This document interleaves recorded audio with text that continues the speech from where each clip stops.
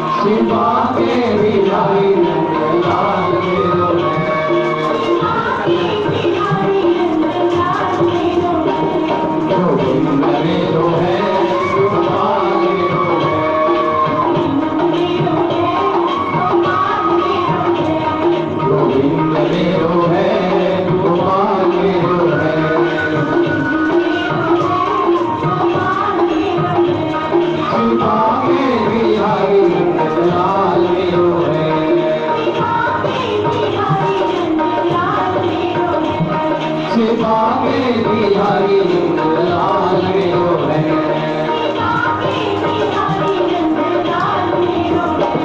गोविंद मेरो है, गोपाल मेरो है,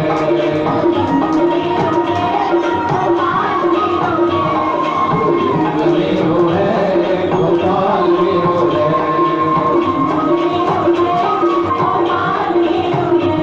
शिवा के बिहारी लाल मेरो है,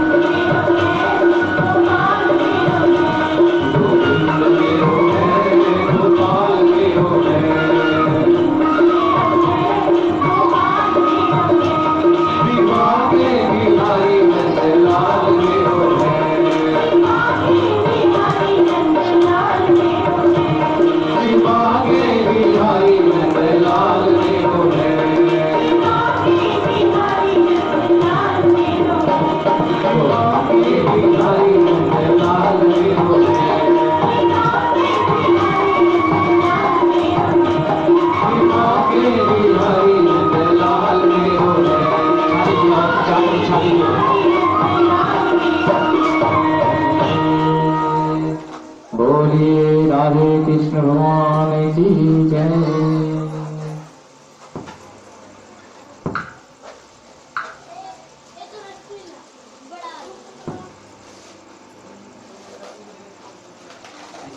से तन और मन को पवित्र करने के लिए हरि नाम संकीर्तन होते रहना चाहिए, क्योंकि हरि नाम संकीर्तन से तन और मन दोनों पवित्र होते हैं।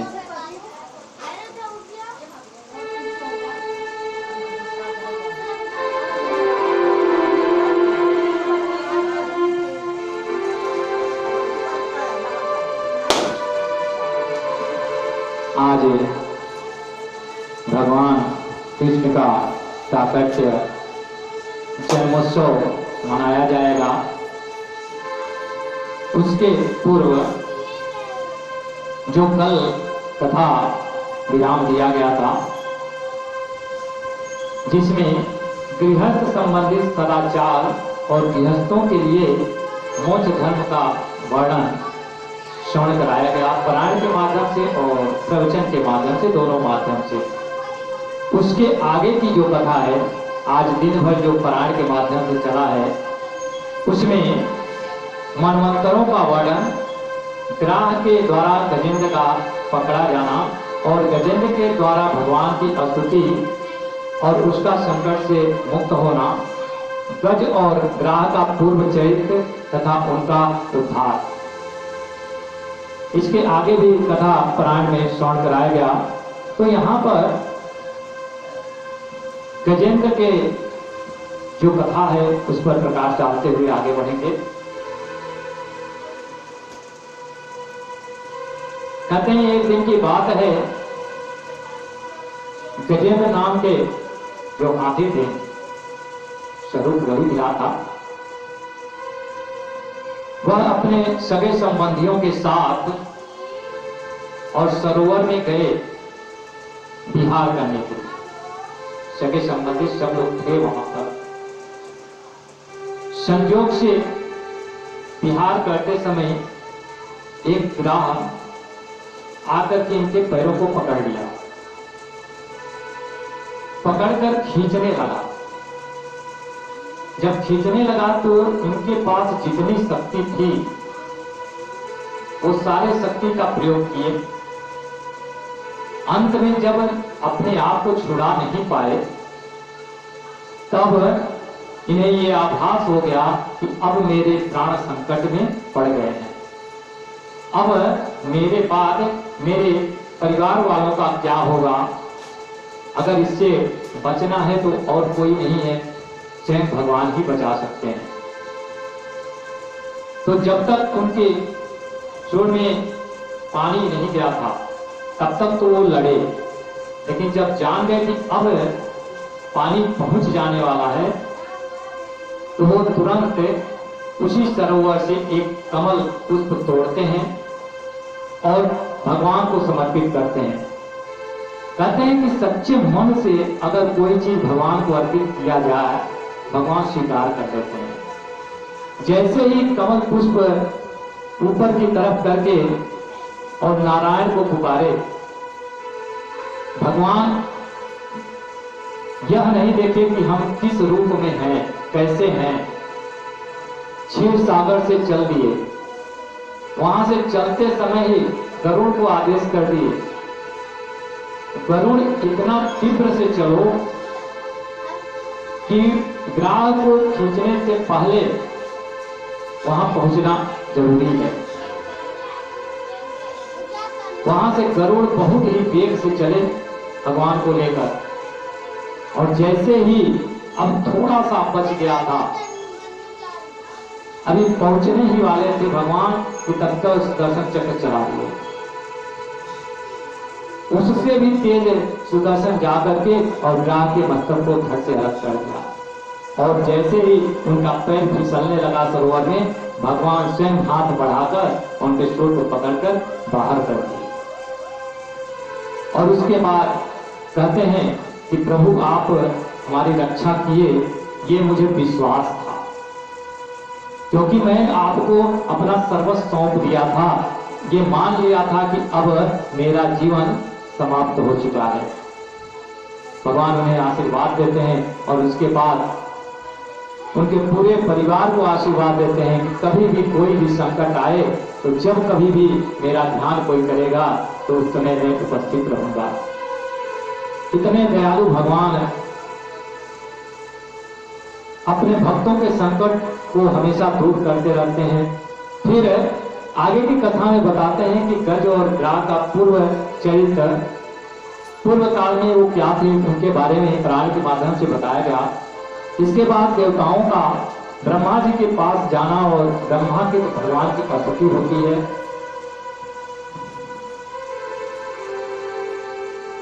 देवताओं और दैत्यों का मिलकर समुद्र मंथन के लिए उद्योग करना होता है। समुद्र मंथन देवता और दानव दोनों मिल करके करते हैं। पहले तो देवता और दानव में पटता नहीं था, एक दूसरे के विद्रोही थे, लेकिन किसी कारणवश, और वो कारण क्या था कि अमृत पाना, जाकर के आपस में सहमति बनाते हैं, दोनों लोग तैयार होते हैं और उसके बाद समुद्र मंथन होता है। प्रारंभ में ही जब मंत्राचल पर्वत को लाया गया और वासुकी नाग के शरीर से लपेटा गया समुद्र मंथन करने के लिए, तो मंत्राचल पर्वत नीचे की तरफ जाने लगे। समुद्र इतना गहरे थे, उसमें समाते जा रहे थे, तो सभी लोग मिलकर भगवान की स्तुति किए। भगवान वहां पे कच्छप का रूप धारण करके और नीचे से उसे उठा देते हैं, जिनके पृष्ठ पे वो मंत्राचल पर्वत घूमता है और उसके बाद समुद्र मंथन होता है।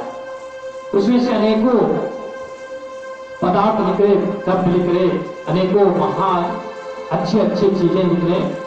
उनमें से एक सबसे भयंकर, जिसे कहते हैं विष, कोलाहल विष निकला।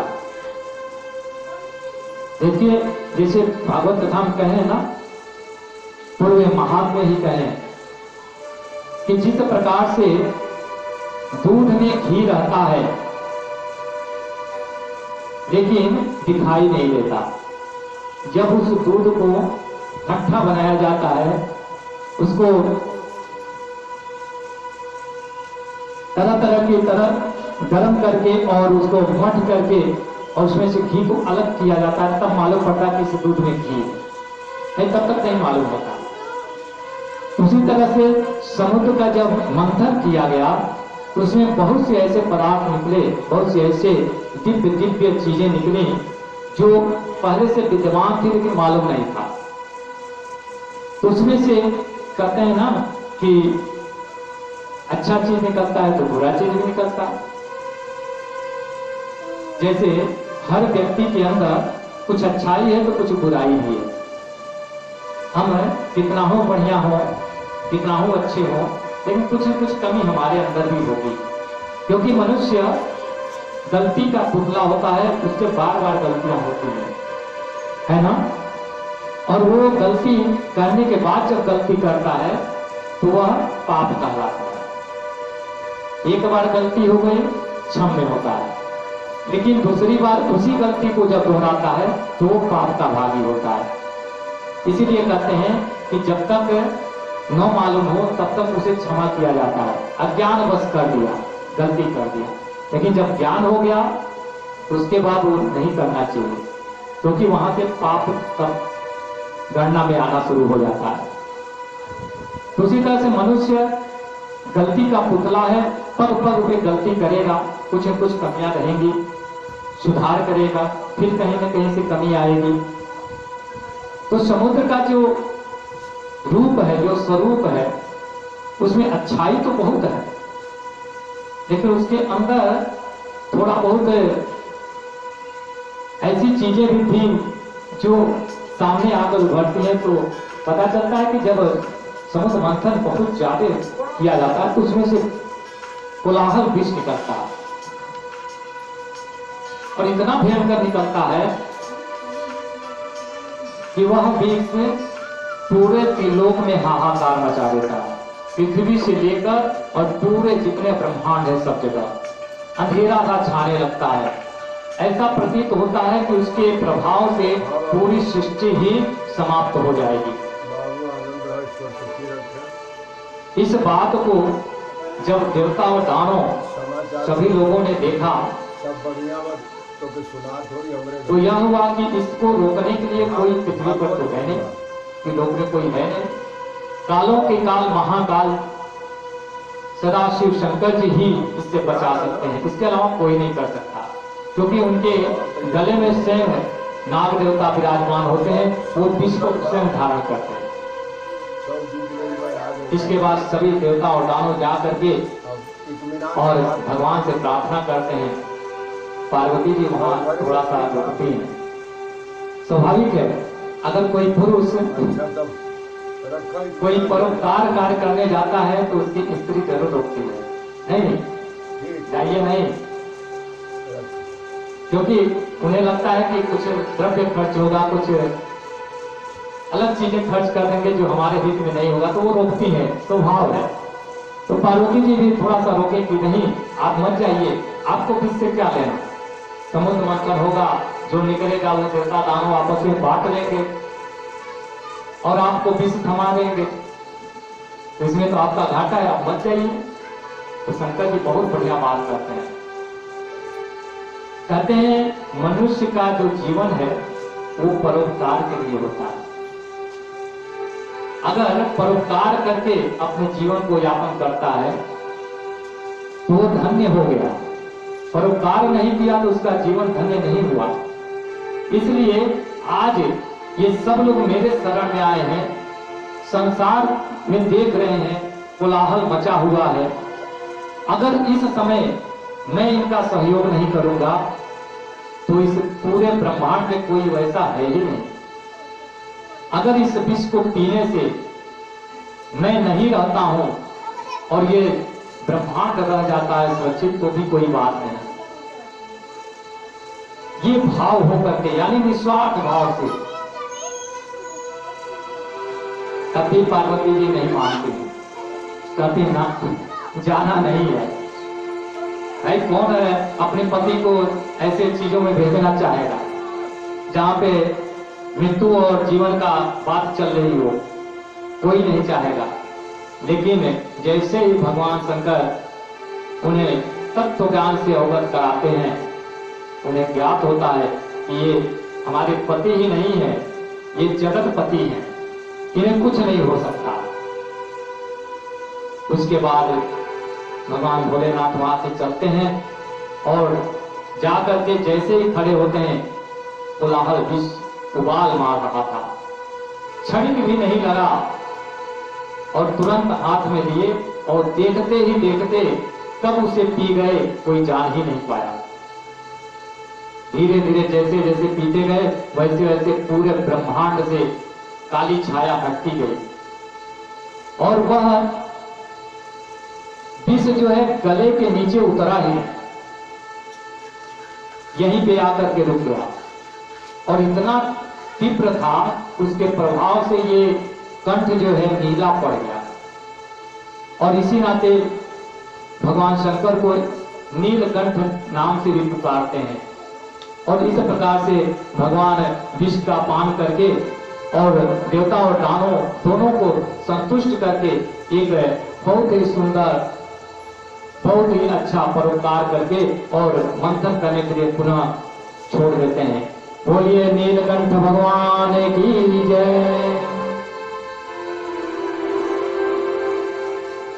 इसके बाद समुद्र मंथन का उद्योग और आगे बढ़ता है। इसमें से पारिजात वृक्ष निकलते हैं, ऐरावत हाथी निकलते हैं, लक्ष्मी निकलती हैं, तरह तरह की चीजें निकलते हैं जिन्हें देवता और दानव आपस में जो जिस योग्य होता है बांट लेता है। अंत में समुद्र से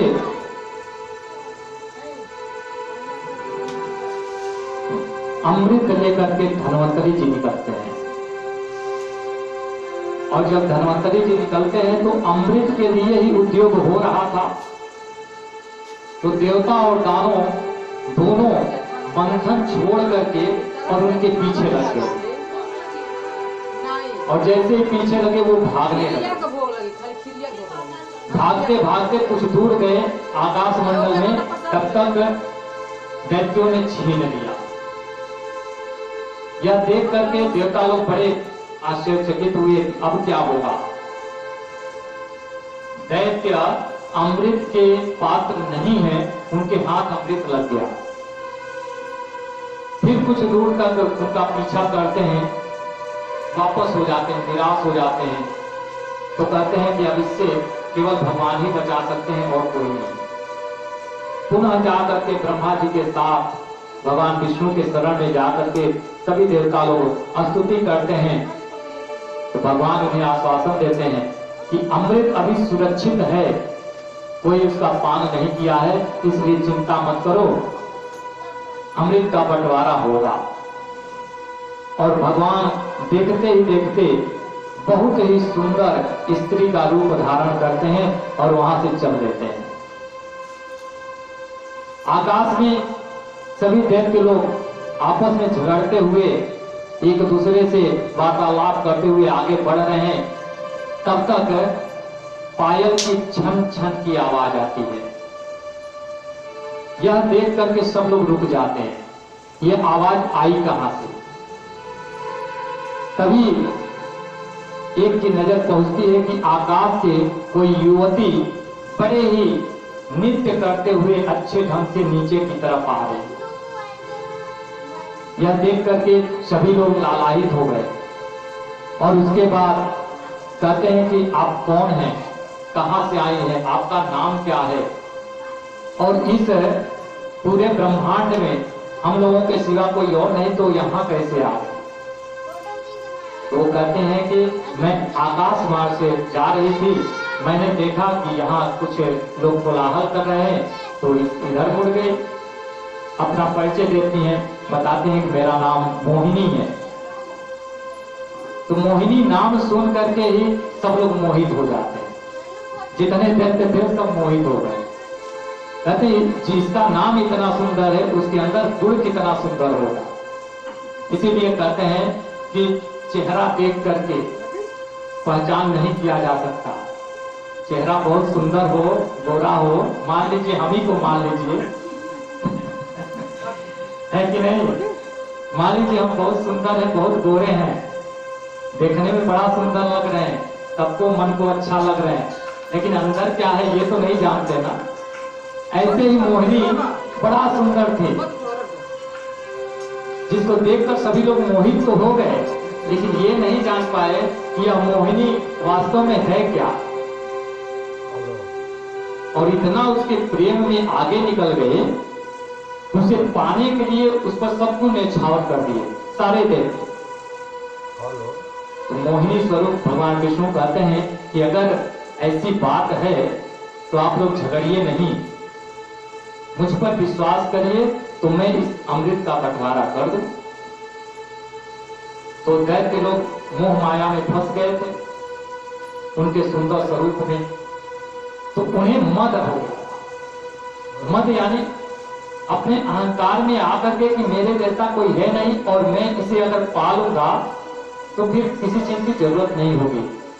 तो भगवान समझ जाते हैं कि मद हो गया कि इन्हें मदिरा की जरूरत है, और देवता लोग शांत थे इसलिए उन्हें जो है अमृत की जरूरत है। खूब सुंदर सा एक महल का निर्माण करते हैं, और उसके बाद एक तरफ देवताओं को एक तरफ दैत्यों को बिठा देते हैं, और बहुत ही सुंदर नृत्य होता है वहां पे। इतना सुंदर नृत्य करते हैं कि उस नृत्य में सब लोग मग्न हो जाते हैं, और देखते ही देखते कलश को कब से कब बदल देते हैं पता ही नहीं चलता। एक ही कलश का दो कलश बना देते हैं, एक में अमृत और एक में मदिरा।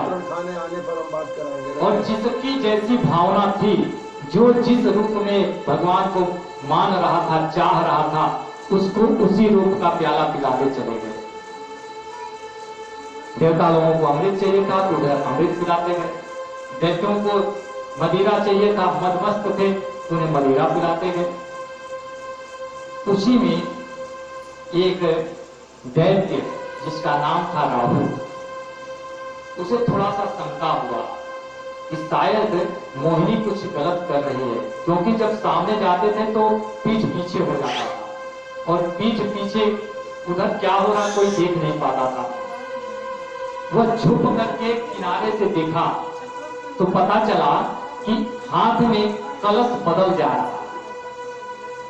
जो अमृत का कलश था वह गायब होकर दूसरा कलश आ जा रहा है, फिर कुछ ही क्षण बाद पहले वाला आ जा रहा है, फिर दूसरा आ जा रहा है। यह देख करके वह समझ गया कि इसमें कोई चाल है, और धीरे से किनारे जाकर अपना भेष बदलता है और चंद्रमा के बगल में जाकर के बैठ जाता है। और जैसे ही मोहिनी उधर से अपना बदल करके कलश और देवताओं को अमृत पिलाते हुए पहुंचती है, चंद्रमा को जैसे पिलाई, उनके तत्काल पीछे वो दैत्य बैठा हुआ रूप बदलकर हाथ बढ़ा दिया। जैसे हाथ बढ़ाया उसे भी 2 घूंट गिरा दिए, और जैसे वो मुख पे लगाया, अभी वो मुख से कंठ के अंदर गया ही नहीं था, तब तक चंद्रमा ने बता दिया, चंद्रदेव जो है कि मोहिनी यह तो दैत्य है। जैसे ही दैत्य का नाम लिए भगवान पीछे हटे और तुरंत चतुर्भुज रूप में आए, और जरा भी देर नहीं किए, देखते ही देखते अपने सुदर्शन चक्र से उसका सर धड़ से अलग कर दिए। इसीलिए जब ग्रहण लगता है तो चंद्रमा को छूने के लिए, उसे मारने के लिए राहु का सिर दौड़ता है, शरीर कहीं और, मस्तक कहीं और। उसी को लोग कहते हैं भगवान के ऊपर संकट आया हुआ। और उसके बाद जो लीला हुई वह कथा बड़ा भयंकर हुआ। जब दैत्यों के राजा को पता चला कि यह स्वयं विष्णु मोहिनी का रूप धारण करके आए थे और मेरे एक साथी का वध भी कर दिए, तो वही उसी महल में देवता और दानव दोनों लोग आपस में भिड़ गए। अब हुआ क्या कि देवता लोग तो अमृत पी चुके थे, वो तो मर नहीं सकते थे, और ये अमृत पिए नहीं थे, तो देवता लोग जिनको मारते थे वो तो मर जाते थे, और वो लोग जिनको मारते थे उन्हें केवल चोट लगती थी, मरते नहीं थे, क्योंकि अमृत पी चुके थे। और उसी में इतना भयंकर युद्ध होगा कि उसका नाम देवासुर संग्राम रखा गया। इसके बाद महाराज बलि भी मार दिए गए। यह घटना देख करके शुक्राचार्य को बड़ा ही क्रोध हुआ, और शुक्राचार्य जी अपने संजीवनी मंत्र से जो भगवान शंकर के द्वारा मिला हुआ था, उसके द्वारा उनके सर को, जिनका सर धड़ से अलग नहीं था उन्हें जीवित कर दिए, जिनका अलग था उन्हें छोड़ दिए। आगे देवासुर संग्राम की जब समाप्ति हो जाती है तो मोहिनी रूप को देखकर महादेव जी का मोहित होना होता है। पुराण के माध्यम से समझ लिए हमने बताया ना कि सुंदर चेहरा दे करके और पीछे पीछे नहीं भागना चाहिए। भगवान शंकर जी कैलाश से ही देख रहे थे ये सारी लीला, और जब उन्हें मालूम हुआ कि भगवान विष्णु मोहिनी का रूप धारण किए थे और उसमें सब लोग मोहित हो गए थे, तो उनसे भी रहा नहीं गया। वो कहे कि नहीं, अब हम भी उस रूप का दर्शन करेंगे। देखिए, दो देवता ऐसे हैं जो भगवान के किसी रूप को छोड़ते नहीं, वो कहीं न कहीं किसी न किसी बहाने जाकर दर्शन कर ही लेते हैं। अभी यहाँ कथा हो रही है, भगवान का जन्म होने वाला है, लेकिन मैं जानता हूं कि यहाँ भी भगवान शंकर उपस्थित हैं। देखिए, भोलेनाथ जी भी आ गए। हमने तो उन्हें देखा नहीं, लेकिन देखिए माया है भगवान की। आज जब हम दोपहर में आ रहे थे, संयोग से इस रास्ते से आ रहे थे, तो रास्ते में एक छोटा सा बालक मिला। जैसे ही मेरा कदम आगे बढ़ा, उसने बताया कि आप नीचे देखिए, एक बहुत बड़ा इधर से इधर सर्प गया है। हम देखे तो वास्तव में जमीन पर ऐसे मोटा सा टेढ़ा टेढ़ा चिन्ह बना हुआ। हम कहे चिंता मत करिए, ये जो किनारा है ना बगल में, ये रात भर वहीं रहेंगे। तब तक रहेंगे जब तक भगवान का जन्म नहीं होगा। किसी को नुकसान नहीं पहुंचाएंगे, क्योंकि बगल में भागवत कथा चल रही है। और ये प्रमाणित हम देखे हैं आपके सामने। कृष्ण जन्माष्टमी के दिन जब हम बहुत छोटे थे, तो उस दिन हमने अपनी आंखों से देखा ये घटना, तब से मुझे विश्वास हो गया। उसके बाद भी 2 बार हमने देखा। जन्माष्टमी के दिन भगवान शंकर प्रकट हुए थे। तो ये सत्य है। 2 चीजें हमने प्रमाणित किया, देखा। जन्माष्टमी के दिन भगवान का आगमन, और यज्ञ सफल होता है तो उसमें इंद्र के द्वारा एक ही बूंद गिरेगा, लेकिन गिरेगा नहीं। अगर इंद्र के द्वारा एक बूंद भी पृथ्वी पर आ गया तो यज्ञ सफल हो गया। यह भी हमने प्रमाण देखा है, और शिव जी का आगमन भी हमने देखा है, आंखों से देखा है। तो यहाँ जन्माष्टमी भगवान का प्राकट्य होगा तो मनाया जाएगा, तो इसमें भी आएंगे, ये निश्चित है। तो आप लोग डरिएगा नहीं, वो कहीं न कहीं से आएंगे, दर्शन करेंगे, चल देंगे भगवान भोलेनाथ। तो जब भगवान मोहिनी का रूप धारण किए तो इनसे रहा नहीं गया। 2 देवता हमने बताया था ना, 2 देवता ऐसे हैं जो भगवान के किसी रूप का छोड़ते नहीं है दर्शन करना। एक भगवान भोलेनाथ और दूसरे नारद जी। वो भी विचरते रहते हैं, खोजते रहते हैं कब भगवान किस रूप में आ रहे हैं। वही जब जन्म होता है तो जाकर भगवान शिव जी को बताते हैं नारद जी कि पृथ्वी लोक में भगवान बड़े ही सुंदर बालक का रूप धारण करके लीला कर रहे हैं। तो आगे के प्रसंगों में आएगा कि वहां भी दर्शन करने आए थे भगवान। तो जब शिव जी को वह रूप देखने के लिए मोहित हुए, भगवान ने मना किया। कहे नहीं भगवान, आप मत देखिए। कहे नहीं, हमने सुना है कि देवासुर संग्राम से पूर्व आप मोहिनी का रूप धारण किए थे, और इतना सुंदर रूप धारण किए थे कि उसमें सब के सब लोग विहल हो गए थे। मैं उस रूप का दर्शन करना चाहता हूं। जय श्री राम।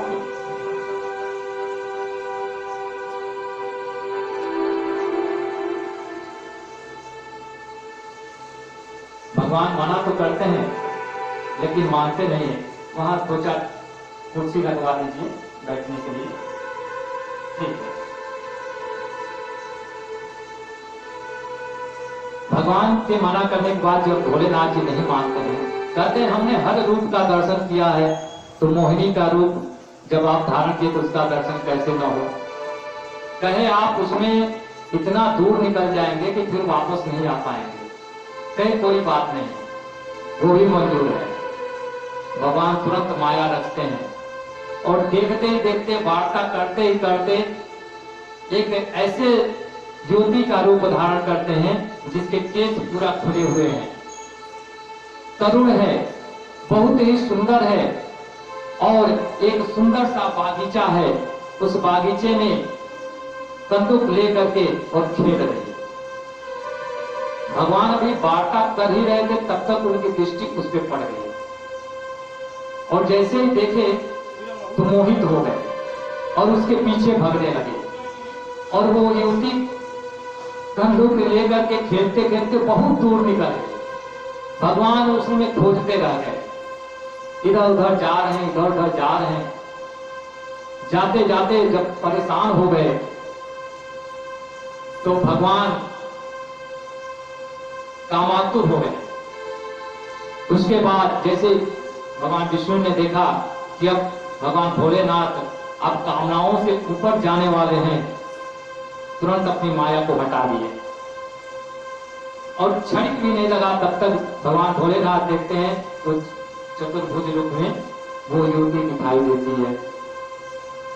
उस समय वायुदेव को आवाहन किया गया और उसके बाद भगवान आदेश देते हैं कि इसे ले जा करके और इतना प्रवेश से करिएगा कि किसी को पता न चले, क्योंकि 11वें रुद्रावतार में जब भगवान राम का अवतार लेंगे तो 11वें रुद्रावतार धारण करके भगवान शिव स्वयं पधारेंगे, तो वो ले जाकर के और अंजना के कर्ण के माध्यम से डाल देते हैं। इसीलिए हनुमान जी को शिव जी का अंशावतार कहते हैं, 11वें अवतार में आते हैं। उसके बाद पुराण कथा जब आगे बढ़ती है, आगामी 7 मनवंतरों का वर्णन होता है। मनु आपके पृथक पृथक कर्मों का निरूपण, राजा बलि की स्वर्ग पर विजय, वही बलि जो देवासुर संग्राम में मारे गए थे, जिन्हें शुक्राचार्य जी पुनः जीवित किए थे, वह पुनः स्वर्ग पर विजय प्राप्त कर दिए। और स्वर्ग पर विजय जब प्राप्त किए उससे भी रहा नहीं गया, कहे कि इंद्र का केवल स्वर्ग ही मिला है, इसके अलावा भी बहुत सी चीजें ऐसी हैं जिसे मुझे प्राप्त करना है। तो शुक्राचार्य जी बताते हैं कि 100 यज्ञ कर लीजिए तो आपको वो मनोकामना पूर्ण हो जाएगी। और 100वां यज्ञ करने के लिए जब वो शुरुआत करते हैं तो 99 यज्ञ तक पूर्ण हो जाता है, लेकिन 100वें युग में जैसे ही यज्ञ होता है 100वें उसमें विघ्न बाधा पड़ता है कि भगवान विष्णु स्वयं वराह का अवतार लेकर के, नहीं वामन का अवतार लेकर के और उनकी कुटिया में पधारते हैं, जिसमें 3 पग धरती मांगकर पूरा छीन लेते हैं। कहते हैं उसके बाद कश्यप जी के द्वारा ऐती को प्रयोग का उपदेश दिया जाता है। भगवान का प्रकट होकर ऐती को वर देना और उसके बाद वामन भगवान का प्रकट होकर राजा बलि की यज्ञशाला में पहुंचना होता है। हमने जैसे अभी बताया कि भगवान 3 पग में ही उनकी पूरी संपत्ति को ले लिए थे। तो जब भगवान पहुंचे थे राजा बलि के दरबार में, उनके आश्रम में पहुंचे तो 52 अंगुल, इस अंगुल से 52 अंगुल के थे, इतने छोटे बनकर गए थे। सुंदर सा मुख था, पीतांबरी धारण किए हुए, छतरी लिए हुए जब जाते हैं और 100वें यज्ञ का जैसे ही संकल्प होना होता है वैसे ही एक पार्षद जाकर के बताता है कि महाराज आपके आश्रम में कोई एक ब्राह्मण आया हुआ है और वो आपसे मिलना चाहता है। राजा कहते हैं कि ठीक है, तो उसे जो कुछ ही चाहिए दे दीजिए, हमसे मिलने की क्या जरूरत है। कहते नहीं, वो आपसे मिलना चाहते हैं और कहते हैं जब तक मिलेंगे नहीं तब तक जाएंगे नहीं। और इधर शुक्राचार्य जी संकल्प के लिए हाथ में जल, अक्षत, उषा इत्यादि दिए हैं। अरे राजन, समय बीतता जा रहा है, संकल्प करिए। लेकिन वो कहते हैं कि ऐसे कैसे संकल्प कर दें कि मेरे दरवाजे पर कोई ब्राह्मण आया हो और बिना उसे कुछ दिए मैं कोई यज्ञ करूं, ऐसे संभव कैसे हो सकता है, सफल ही नहीं होगा। तो बार बार समझाते हैं, कहते हैं उन्हें कुछ दे करके जितना मांगे उतना धन दौलत इत्यादि, गांव नगर, हीरे मोती जवाहरात दे दीजिए। कहते हैं नहीं देने को तैयार। बोले क्यों? कहे वो बालक है ना। कहे हाँ, तो बालक है तो हट करना स्वाभाविक है, बालकों का स्वभाव है कि हट करना, इसीलिए नहीं मान रहे। जाते हैं तो देखते हैं वास्तव में 52 अंगुल का भगवान थे। पहले तो देखकर आश्चर्य हुआ, फिर कुछ बोले नहीं, बहुत ही आदर सत्कार से उनके पैरों को पखारे, अपने आंचल से पोछे, तिलक किए, उसके बाद हाथ जोड़कर बैठ गए। कहते हैं ब्राह्मण देवता, किस हेतु से आप आए हैं वह कारण बताइए और क्या मुझसे चाहिए ये बताइए। भगवान कहते हैं कि हमें कुछ नहीं चाहिए, बस हमें 3 पग हमारे पक्ष से भूमि दे दीजिए जिसमें हमें यज्ञशाला बनाना है। और जैसे ये बात सुनते हैं, बलि थोड़े देर के लिए रुक जाते हैं, उसके बाद बड़े झटके में पीछे हटते हैं और ठठा करके हंसते हैं। कहते हैं 3 पग धरती, वो भी आपके पैर से, इतने में यज्ञशाला बनेगी, ऐसा कैसे संभव हो सकता है? आप खुद 52 अंगुल के हैं, आपके पैर छोटे छोटे हैं, उसमें 3 पग नापेंगे, उसमें यज्ञशाला बनाएंगे, कैसे यज्ञ करेंगे? मुझे ये शोभनीय नहीं लग रहा है। ब्राह्मण देवता, आप इतना मांग लीजिए मुझसे कि जीवन भर कभी किसी के यहां मांगना न पड़े। महाराज बलि कहते हैं, इतना मांग लीजिए कि जीवन भर कभी किसी से मांगना न पड़े। नगर मांग लीजिए, लोक कहिए तो लोक दे दें, 9 रत्न कहिए 9 खंड अर्पित कर दें, गांव नगर अर्पित कर दें, जो जो चाहिए मांगिए, लेकिन ये मत मांगिए कि मुझे 3 पग धरती चाहिए, क्योंकि उसमें आप कुछ कर नहीं पाएंगे। भगवान कहते हैं कि बात तो आपकी सही है, और कुछ कहे हमारे सामर्थ्य के अनुसार मांगिए, हम धनवान हैं, हम त्रिलोक विजयी हैं, हमारे पास सब कुछ है, मेरी जो क्षमता है उसके अनुसार मांगिए। नहीं रहता तो मैं कहता कि नहीं दूंगा, लेकिन मैं सामर्थ्यवान हूं, मैं दूंगा। आप ब्राह्मण हैं, मेरा कर्तव्य है कि आप मेरे दरवाजे पर आए हैं तो मैं आपको संतुष्ट करके तब भेजूं। भगवान कहते हैं नहीं, हमें केवल 3 पग धरती ही चाहिए। बलि कहते हैं कि क्या इतने से आप संतुष्ट होंगे? कहते हैं हाँ, मैं तो संतुष्ट होऊंगा, लेकिन आप संतुष्ट नहीं होंगे। कहते हैं क्यों? कहते हैं ये बताइए,